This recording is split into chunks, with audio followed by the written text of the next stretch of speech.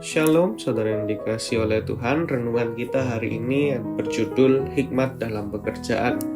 Kita akan belajar sebuah hikmat yang diberikan oleh Raja Salomo tentang sebuah pekerjaan. Bagaimana seharusnya kita bekerja, bagaimana seharusnya yang kita lakukan ketika kita di satu posisi. Kita akan belajar dari Amsal pasalnya yang ke-21 ayatnya yang ke-25. Si pemalas dibunuh oleh keinginannya karena tangannya enggan bekerja. Di sini diajarkan bahwa pemalas itu suka memilih-milih dalam hal bekerja. Dan hal itu membuat mereka dibunuh. Mati oleh keinginannya itu. Mati karena sifat pilih-pilihnya itu. Karena mereka ketika memilih satu pekerjaan, mereka cenderung enggan atau menolak untuk bekerja ketika tidak sesuai dengan keinginan mereka. Apakah artinya kita harus mengambil setiap pekerjaan, saudara? Tentu tidak. Saya percaya ketika kita sudah punya banyak hal di hidup ini, kita sudah di atas, kita sudah dipercayakan banyak hal di hidup kita oleh Tuhan, saya percaya kita harus pilih-pilih pekerjaan. Karena kalau tidak, justru kita akan membunuh karir kita yang lain. Justru kita akan mengorbankan sesuatu yang lebih penting. Itu sebabnya hikmat dibutuhkan ketika kita sudah di atas. Tapi Amsal ini mengatakan adalah ketika kita posisi sedang di bawah, kita belum punya apa-apa. Jadi ketika kita belum punya apa-apa, justru kita tidak boleh pilih-pilih. Justru orang yang pilih-pilih itu sebenarnya adalah orang yang malas. Mereka tidak mau menderita terlebih dahulu, mereka mau enaknya saja.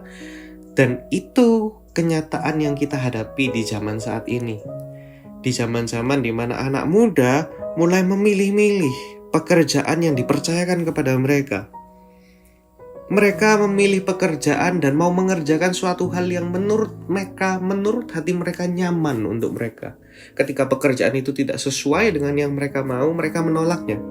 Sehingga pilihan-pilihan mereka itu, keinginan mereka itu yang sesuai keinginan hati mereka, justru itu akan membunuh mereka, membuat mereka jadi pengangguran, membuat mereka menjadi tidak punya pemasukan, dan mereka akhirnya berujung pada kebinasaan karena keputusan mereka untuk menolak bekerja.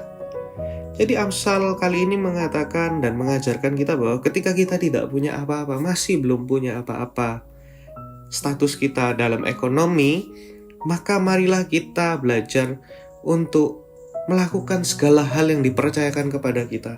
Jika ada orang mau memberikan tanggung jawab A, B, C, mari kita kerjakan dengan sungguh-sungguh, tanpa memilih-milih sesuai keinginan kita. Oh, kalau tidak seperti ini, aku tidak mau mengerjakannya.